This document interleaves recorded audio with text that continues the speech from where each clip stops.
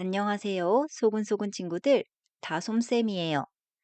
오늘은 여러분의 한국어 실력을 저처럼 만들어줄 아주 특별한 비밀, 관용 표현에 대해 이야기해 볼 거예요. 관용 표현이 뭐냐고요? 단어 뜻만 보면 의미를 알 수 없는 특별한 표현이에요. 두 개 이상의 단어가 합쳐져서 원래의 뜻과는 전혀 다른 새롭고 특별한 의미를 갖게 된 표현을 말해요. 예를 들어 영어에서는 다리를 부러뜨려라 라고 말하는 break a leg 라는 표현이 있어요. 사실 행운을 빈다는 뜻이에요. 한국어에도 이렇게 재미있는 표현들이 아주 많답니다. 이 관용 표현을 잘 사용하면 여러분의 한국어가 훨씬 더 풍부하고 자연스러워질 거예요. 자, 그럼 제가 이야기 하나를 들려드릴게요. 친구가 재미로 복권을 딱 한 장 샀는데 1등에 당첨된 거예요. 그래서 제가 그 친구를 만나서 와, 대박! 진짜 축하해! 라고 말해줬죠. 그런데 그날 저녁 다른 친구와 통화하면서 제가 이렇게 말했어요. 오늘 친구가 재미로 복권을 딱 한 장 샀는데 그 복권에 당첨됐대. 나는 매주 사는데. 아, 배 아파. 어? 제 배가 갑자기 아팠던 걸까요? 그래서 화장실에 갔을까요? 여기서 첫 번째 표현은 배가 아프다예요. 배가 아프다는 바로 질투난다, 부럽다는 뜻의 관용 표현입니다. 다른 사람이 잘 된 것을 보았을 때 질투하는 마음을 표현할 때 아, 배 아파 라고 말하는 거예요. 그래서 한국 속담에 사촌이 땅을 사면 배가 아프다 라는 유명한 말도 있어요.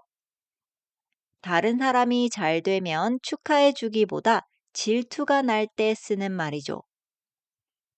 두 번째 표현은 김칫국부터 마시다 예요. 이 표현은 아주 재미있는 이야기가 숨어 있어요. 옛날 한국에서는 손님이 오면 떡을 줬는데요. 떡을 다 먹은 후에 소화가 잘 되라고 시원한 김칫국을 주곤 했어요. 그런데 어떤 성격 급한 사람이 떡을 받기도 전에 김칫국부터 주세요 라고 한 거예요. 즉, 어떤 일이 아직 확실하게 정해지지 않았는데 미리 기대하고 행동한다는 뜻으로 사용되기 시작했어요. 예를 들어 이제 막 면접을 보고 온 친구가 나 합격하면 뭐하지? 첫 월급으로 유럽 여행이나 갈까? 라고 말하는 거예요. 그때 이렇게 말해줄 수 있죠. 야, 김칫국부터 마시지 마. 아직 결과도 안 나왔잖아. 세 번째 표현은 찬물을 끼얹다. 상상해 보세요. 친구들과 우리 다음 주에 부산으로 여행 가자 하면서 신나게 계획을 짜고 있었어요. 비행기 표도 알아보고 맛집도 검색하면서 분위기가 아주 좋았죠. 그런데 한 친구가 갑자기 이렇게 말하는 거예요. 근데 그날 비 온대. 그리고 나 돈도 없어. 이런 말을 들으면 신났던 기분이 어떨까요? 안 좋아지겠죠? 바로 이럴 때 쓰는 표현이 찬물을 끼얹다입니다. 좋은 분위기를 망치다 라는 뜻이에요. 야, 너 왜 갑자기 찬물을 끼얹어? 분위기 좋았는데. 이렇게 말할 수 있죠. 네 번째 표현은 여러분이 많이 들어봤을 거예요. 입이 무겁다, 그리고 입이 가볍다 예요. 이건 사람의 성격을 말할 때 정말 많이 쓰는 표현이에요. 먼저, 입이 무겁다는 입이 무거워서 잘 열리지 않는다는 뜻으로 비밀을 잘 지키는 사람을 말해요.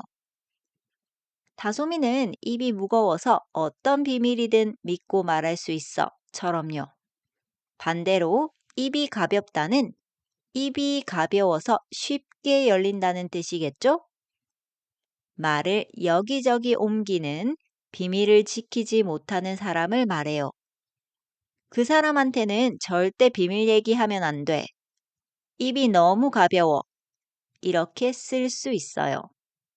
다섯 번째 표현은 귀가 얇다예요. 귀가 얇으면 다른 사람의 말이 귀에 쉽게 쏙쏙 들어오겠죠? 그래서 귀가 얇다는 다른 사람의 말을 너무 쉽게 믿고 잘 따라가는 사람을 뜻해요. 예를 들어, 가게에 갔어요. 가게 직원이, 와, 이거 완전 손님 거네요. 정말 잘 어울려요. 라고 말하면, 아, 그런가? 하고 바로 사버리는 친구에게 너는 귀가 너무 얇아서 문제야. 조금 더 생각하고 결정해야지. 라고 조언해 줄 수 있죠.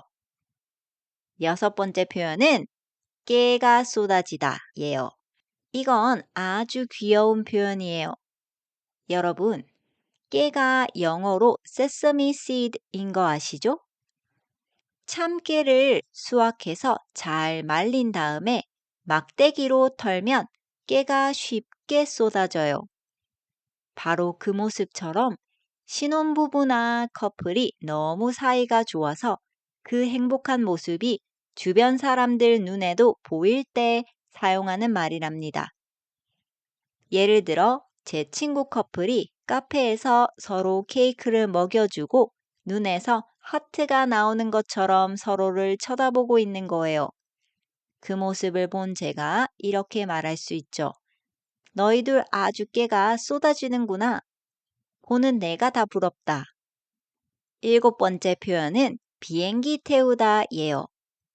누군가를 비행기에 태우면 기분이 어떻게 될까요? 하늘 위로 높이 올라가니까 기분이 아주 좋아지고 붕 뜨겠죠?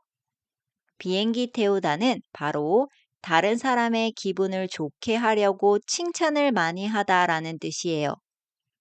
한국 사람들은 칭찬을 너무 많이 들으면 쑥스러워서 이렇게 말해요. 예를 들어, 제가 발표를 끝냈는데 친구가 다솜아, 오늘 발표 진짜 최고였어. 너는 정말 천재야. 라고 칭찬해 주는 거예요. 그때 제가 쑥스러워서 이렇게 대답할 수 있어요. 에이, 비행기 태우지 마. 쑥스럽다. 칭찬을 받았을 때 부끄러워서 하는 대답으로 정말 많이 쓰는 표현이니 꼭 알아두세요. 오늘은 저와 함께 정말 많은 관용 표현을 배워봤어요. 배가 아프다, 김칫국부터 마시다, 찬물을 끼얹다, 깨가 쏟아지다 등등 이런 표현들을 대화에 섞어 쓰면 여러분의 한국어가 훨씬 더 잘하는 것처럼 들릴 거예요. 오늘 배운 관용 표현 중 가장 재미있는 것은 무엇이었나요? 그리고 여러분 나라에서 자주 쓰는 재미있는 관용 표현이 있다면 댓글로 꼭 알려주세요. 오늘 영상이 좋았다면 좋아요와 구독 잊지 마시고요. 그럼 다음 에피소드에서 또 만나요. 안녕!